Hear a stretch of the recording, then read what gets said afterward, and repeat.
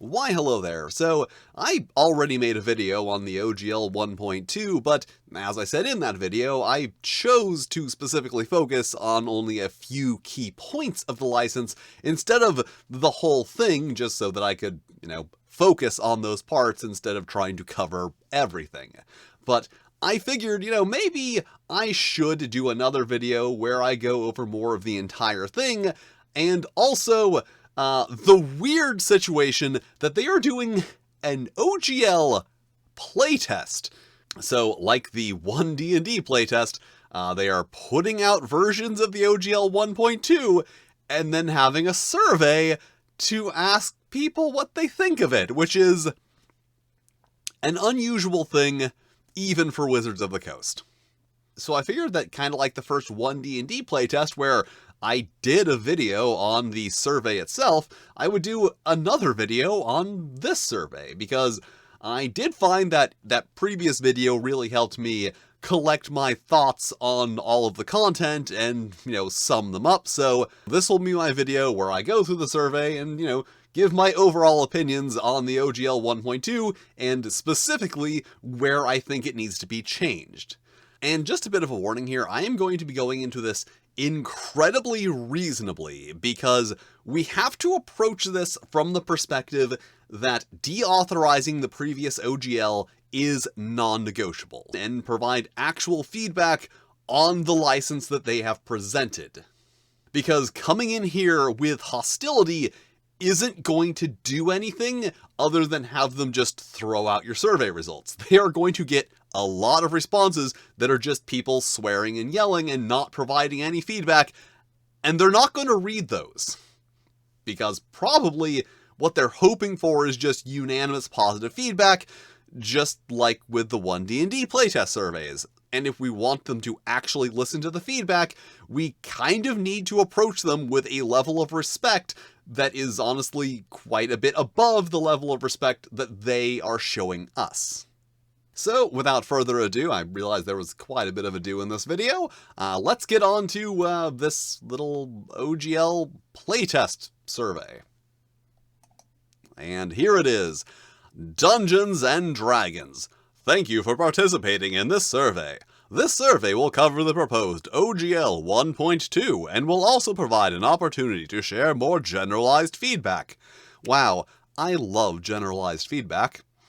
Our goal is to measure both the clarity of the proposed OGL 1.2 and the D&D community's feedback on its contents.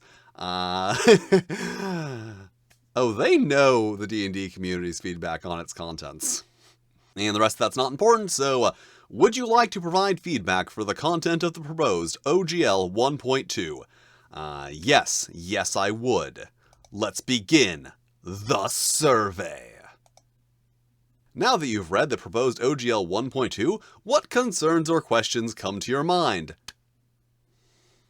Wow, there's a lot of concerns and questions that come to my mind. Alright, so it occurs to me that I don't know if they're going to ask more specific questions later, or if this is it. So I am actually going to skip this question for now, move ahead, and I can always come back to it later. So skip this question for now. After reading the proposed OGL 1.2, how has your perception of the future of Dungeons & Dragons changed compared to before reading the OGL 1.2? See, this is one of those questions that's very odd, because are we talking my perceptions of the future of Dungeons & Dragons after the OGL 1.1 leak compared to after reading the OGL 1.2, or before? Because they're not specifying that here. They're not specifying, do you think this is better than the horrible leaked version of the OGL, or do you think this is better than the real OGL? Because this isn't an OGL, we'll probably get into that more later, but this is, like, in many ways, definitely not an open game license. So I guess my perception, I'm just going to assume they mean in general, like as if the leak never happened, and my perception of the future of Dungeons & Dragons is worse. Cool, they give me the opportunity to elaborate on that. What would need to be improve your perception of Dungeons & Dragons' future? Lots of things. Alright, I got a little wordier than I was planning on here, but the OGL 1.2 and 1.1, as well as the way Wizards of the Coast has handled and responded to the criticism, have severely undermined confidence in the company and the brand. Fixing that would require loosening all the proposed new restrictions on content, as well as doing actual work to regain the lost goodwill of the community. What I'm seeing right now is large numbers of people who have reached their final straw. People who do not want to abandon the Dungeons & Dragons brand, but are just tired of dealing with issue after issue from Wizards of the Coast. I should probably add a bit onto that. Additionally, moving focus away from being a tabletop role-playing game and towards a subscription-based multiplayer video game hurts what the brand is, and alienates players who want a tabletop role-playing game, something that other companies are very willing to give them. Like, yeah, I don't have numbers on this, but I assume that most Dungeons & Dragons players want to play Dungeons & Dragons with books and dice, not play a video game. If they wanted to play a video game, there are better video games. Now that I've written way too much in response to that one question, let's move on. The following questions cover material found in the Introduction to the System Reference Document, SRD 5.1. That is also a thing I have an issue with, which I need to figure out where to properly give feedback on. How would you rate your level of understanding and your level of satisfaction with the Creative Commons Attribution 4.0 International? Here is where their questioning, once again, seems very intentional. How would you rate your level of understanding and level of satisfaction? So, if I say my level of understanding is really low, then they look at that and they go, oh, well, clearly the license is good, but people are too stupid to understand it. If I say I have very low understanding and very low satisfaction, then they go, oh, well, obviously you're too stupid to understand the license, so your opinion of it isn't valid. Because here's the thing. I have very low understanding of the license because it's intentionally vague. As I went through in my previous video, they use language that is weirdly vague and also specific, so that it seems like they're saying one thing, but if you really dig into it, they could be saying something completely different. I guess that's what the comments section is for. So my understanding is low, and my satisfaction is low. How would you rate your level of understanding and satisfaction with the content found in the SRD that will be released under the Creative Commons license? Once again, that's low, but I guess, like, the amount of content is okay. Do you have any comments about the Creative Commons license? Yes, I do have comments. I have lots of comments.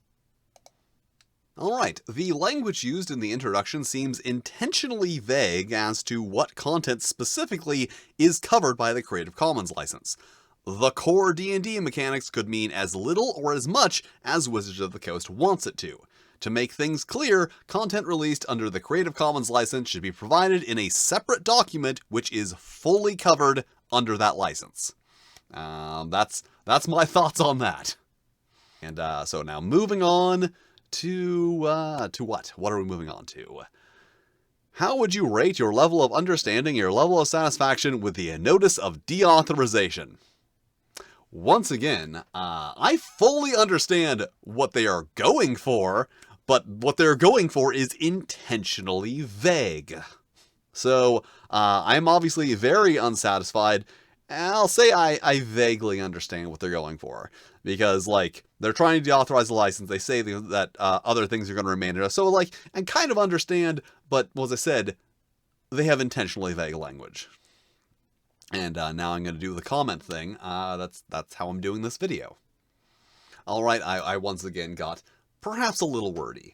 The language once again seems intentionally vague, specifically in regards to previously published content. There needs to be specification about how this affects future derivatives of published content, specifically those based on the 3rd edition SRD. Also, how will this affect publishers' ability to update previously published content or publish it in a new format? The effective date also needs to be specified. For those of you who haven't looked at this, it literally says after effective date. Right now, there are lots of products in development whose publishers do not know if and when the attempted deauthorization of the license is going to take place. Please either specify an estimated date or a period after the effective date to give publishers time to prepare for the change. I think that sums up my thoughts on this. So now to move on to the following questions cover material found in sections 1 through 4 of the proposed OGL 1.2. How would you rate your level of understanding, your level of satisfaction with the types of content covered by the proposed OGL 1.2? My satisfaction is kind of low. And my understanding gets a little complicated, but I understand what they're saying. I understand what they're saying, but not how they're applying it. I will get to that later, presumably. I don't know if they're going to ask me questions about the virtual tabletop thing, but if they do, I will have opinions. How would you rate your level of understanding and satisfaction of the content ownership rights outlined in the proposed OGL 1.2? That one I need to review. Okay, I think that's an innocuous section. There are some sections of this document that have some very bad language in them. But I think that's not the content ownership rights section. Would be nice if they use the actual headings from the document instead of being vague here. I pretty much do understand what they're saying, and I'm basically satisfied with it. I think I actually don't have any thoughts on these parts, so moving on. How would you rate your understanding and your level of satisfaction with the You Control Your Content section? I actually understand it quite well, and I'm satisfied with it, more or less. Basically, the only thing that might be a little fishy there is a clause stating that you acknowledge that we and our licenses, as content creators ourselves, might independently come up with content similar to something you create. Basically saying, like, you publish an adventure about a group of adventurers who go and save a town from a dragon, and then Wizards of the Coast publishes an adventure where you save a town from a dragon. You can't say, oh my god, they totally stole my idea. My completely original idea about saving a town from a dragon. That is why most companies have weird policies where they will not accept unsolicited submissions, because people do that. So this is actually a very reasonable clause that they put in here. Oh my god, I said Wizards of the Coast was reasonable. Twitter's gonna eat me alive. How would you rate your level of understanding and your level of satisfaction with the warranties and disclaimers section? This is why I have the document open. I need to check them all.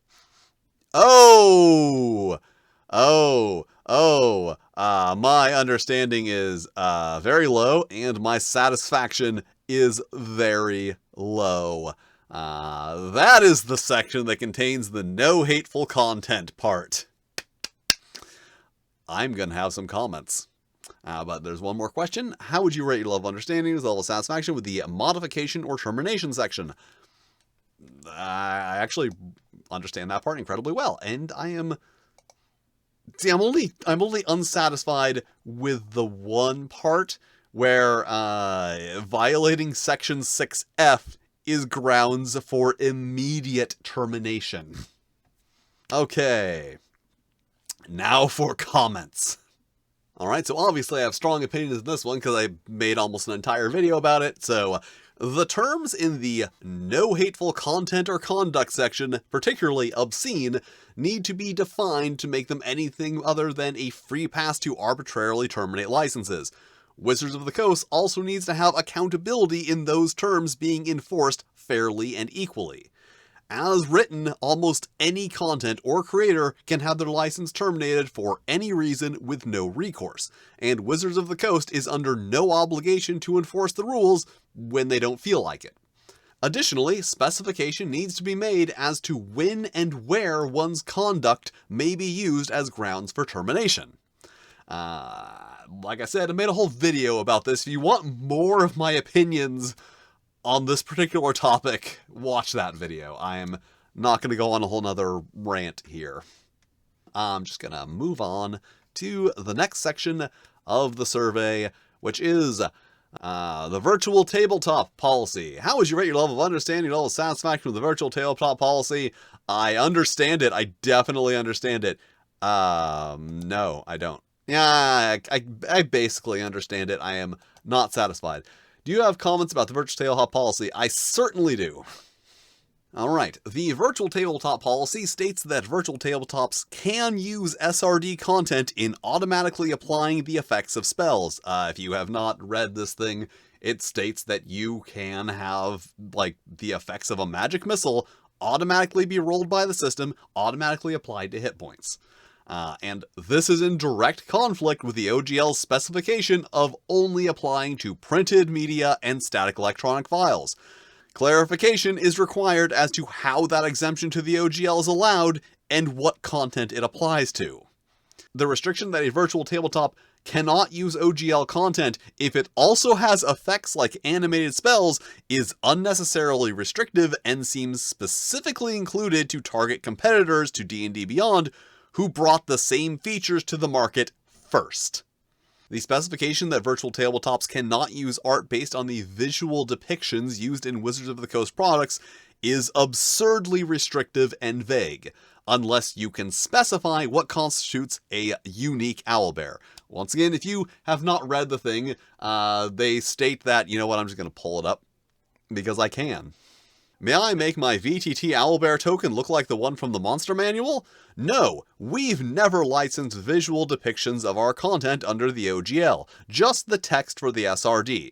That hasn't changed. You can create a creature called an Owlbear with the stat block from the SRD.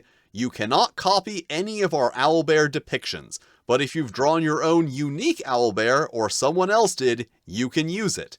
As I stated, that's kind of really vague, and also one of those examples of how, if you weren't using the open game license, they have absolutely no legal recourse to stop you from using their Owlbear visual depiction, but if you do use their official whatever, you are restricting yourself even further. And moving on to, oh god, it's only friggin' 62% done. I'm getting tired of this survey.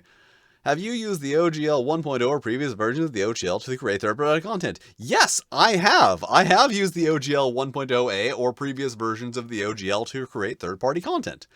Do you want to create third-party content for Dungeons & Dragons in the future? That's a fun question. I'm going to answer this question to you right now here, you dear viewer.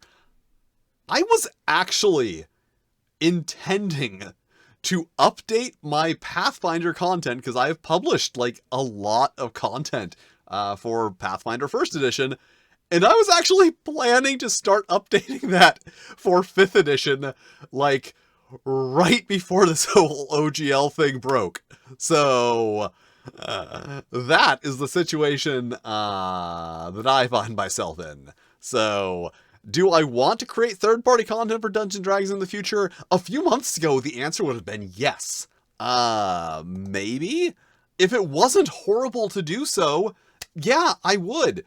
I mean, I am also currently working on third-party content for Dungeons & Dragons, which I intend to publish under the OGL 1.0a before any anti-obscenity clauses get put into the license. So that's a fun thing for you to keep an eye out for. Yeah, I guess I'll stick with maybe. Would you be comfortable releasing TTRPG content under the proposed OGL 1.2 as written? No, absolutely not. Why do you say that? Gee, why would I say that? Why would I possibly say that? Alright, hashtag professional here. Major terms of the OGL 1.2 are too vague to be useful to anyone other than Wizards of the Coast. I understand what the terms could mean, but have no confidence in how they will be enforced. As a publisher, I must err on the side of caution and assume that the most restrictive interpretation of the terms is correct, and that interpretation is too unpredictable to give me the confidence I would need to invest time and money into publishing under this license. So, nice. Let's move on. Compared to the OGL 1.0a, do you feel you would be able to continue developing content the same way under the proposed OGL 1? How are these questions different? No, of course not. What the? It's the same. Why do I say no? Why do I... Terms added to the new version of the license make it incredibly unclear about what types of content or conduct can result in arbitrary termination of my license. The OGL 1.2 is a license that provides no solid ground for determining what is and is not allowed under it, compared to the OGL 1.0a, which was actually an open license, without any morality-based instant termination terms. As I've said, Wizards of the Coast does not deserve to be the morality leader of the entire tabletop gaming community. So moving on to... How would you rate your interest in using the content creator badge as part of their work? No. Oh, do I have comments about the content creator badges? I do. The content creator badges seem like an intentional way to mark third-party products as second class, which was clearly the intention when they were announced as mandatory. Way back when they first announced this shit, did I do a video on that? I don't even remember I did a video on that. Point is, the creator badges were going to be mandatory. And were clearly meant to identify that this is not an official D&D product because you can no longer tell based on quality now that third-party publishers, even independent ones, are putting out products that are as high or higher of quality than what the Wizards of the Coast are putting out. So we need to put a little badge on them to say, this isn't a real D&D product.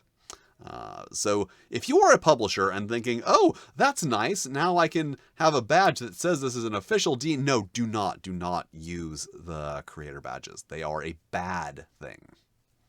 And speaking of bad things, let's keep going. You can save your answers and come back using a link that will be sent to an email. Yeah, I don't want to do that. Alright, so what other feedback do I have for them related to open games, license, or otherwise? I have... not that much, but I definitely have some other feedback. Assuming the deauthorization of the OGL 1.0a is non-negotiable, restricting the new license to the upcoming edition of the game and letting 5e content continue to exist under 1.0a until then would be a tremendous goodwill gesture towards the community and may undo some of the harm caused, by giving the community a clear understanding of when and what will be covered under the new version. Yeah, so I believe that is all my thoughts, except for that first one that I don't know how that's different from this one, but I didn't have anything to say there that wasn't specific to the other parts. So now we submit. And thank you for taking the survey. Your feedback is crucial to our stewardship of the D&D game. The results of this survey will be made available on February 17th, 2023. Alright, that's great. So now we go back to the part where the survey isn't around. Yeah, so that was the survey. I believe it's going to be open till February 3rd.